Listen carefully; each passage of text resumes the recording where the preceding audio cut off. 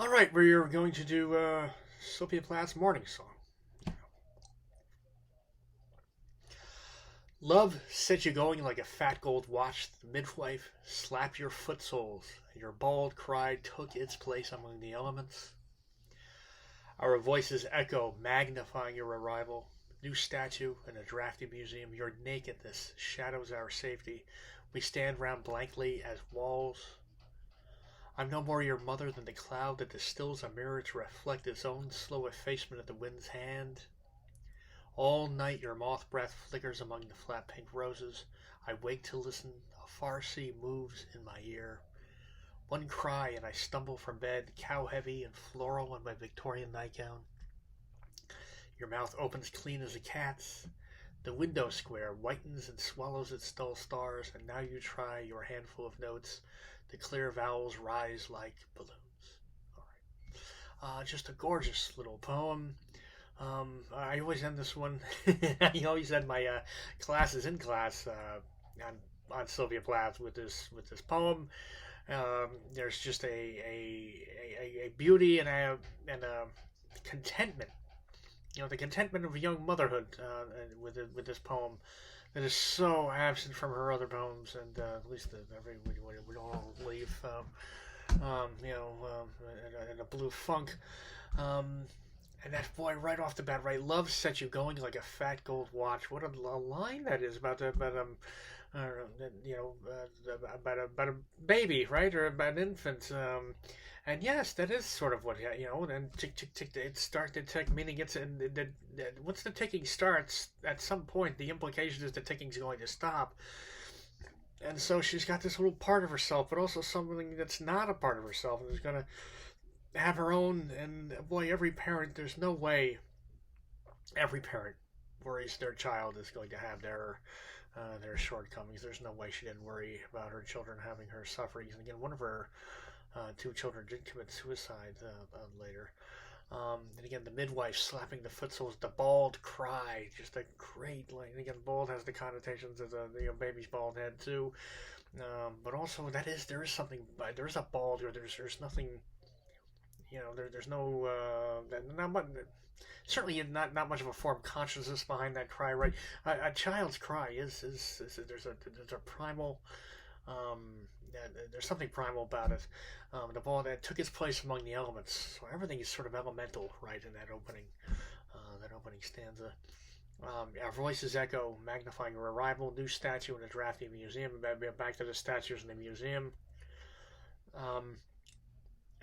Your nakedness shadows our safety. What and again, there's the terrific line there, and that is sort of a boy. The vulnerability of your child, it really makes you feel vulnerable. And I know myself when I became a father. I was all right with losing my freedom and all those sorts of things. It didn't really bother me so much. I was much more in love with my child than that. But boy, I was not quite prepared for that. That terror, you always feel just something, anything, might happen to them. That I wasn't quite prepared. And boy, and again, they're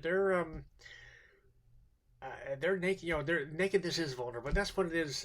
For example, in Genesis, right? I mean, when the God asking, who told you you were naked? It's the knowledge, the awareness of nakedness and what nakedness means, which is vulnerability. And of course, the ultimate vulnerability is that ticking clock that we are all going to run out of days. And our children's vulnerability really, it doesn't bother them, it bothers us, really, right? They actually, a part of being a child is feeling invulnerable. But again, your nakedness shadows our safety, and we stand round blankly as walls.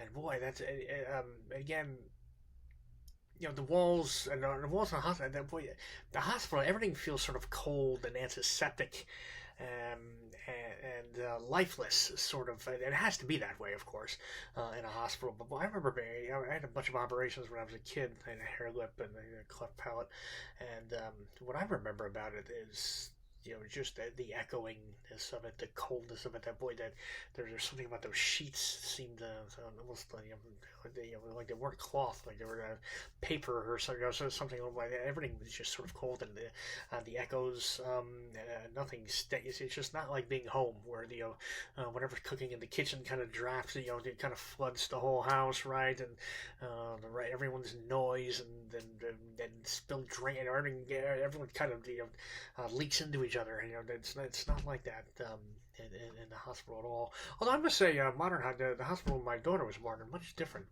They have wood floors and warmer colors. Things are a little different, but not the one Miss Plath was in.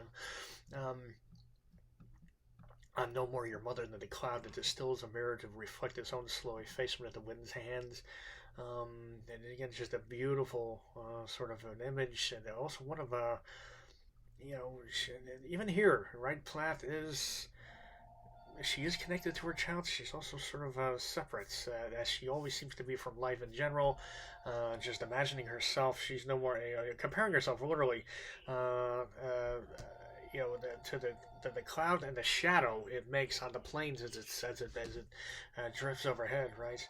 And all night, and again, these images are just one after another here. And your moth breath, boy, moths are so papery and whispery, right? And that is a little bit what a baby breathes like, right? Moth flickers among the flat pink roses, right? Somebody had said the flower arrangements, the little baby's breath kind of blowing. It's that doesn't touch you a little bit. I wake to listen. A far sea moves in my ear, and it's just, sea's always been, connected with motherhood and womanhood, and the tides of the sea too, right? And then the cycles, cycles of fertility. Biologically in a woman, and again, a sea moves in her ear. She's herself, but she's also every mother that's ever been. Right? Those instincts are ancient. They're not particular. They're all of it.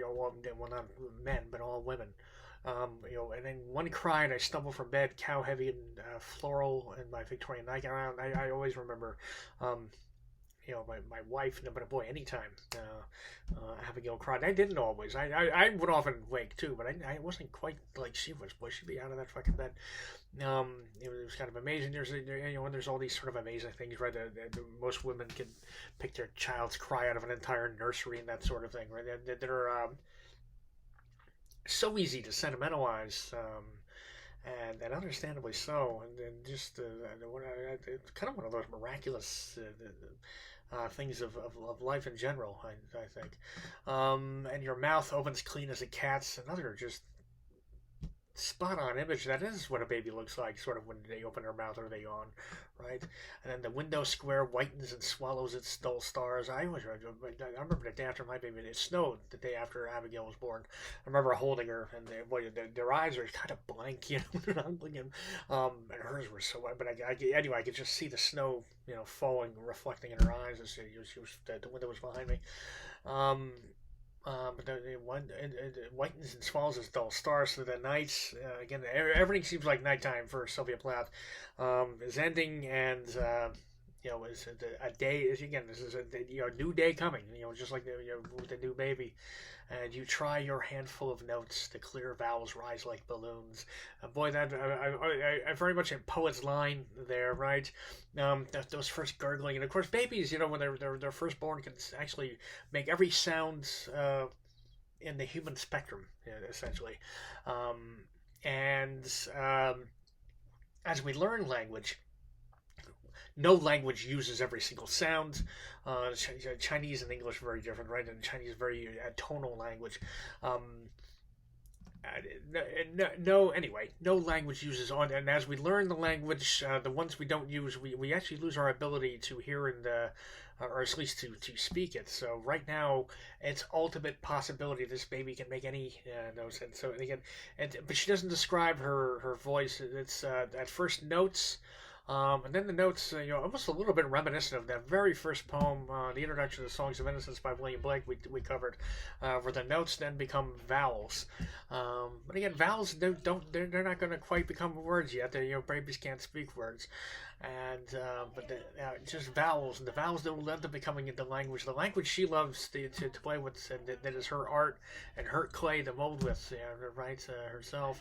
But these little, she's just hearing them, the little gurgling, baby noises sort of rising like balloons through the air. And again, it's just a beautiful and pretty happy poem by an otherwise sad and often almost horrifically dark, emotionally dark poet.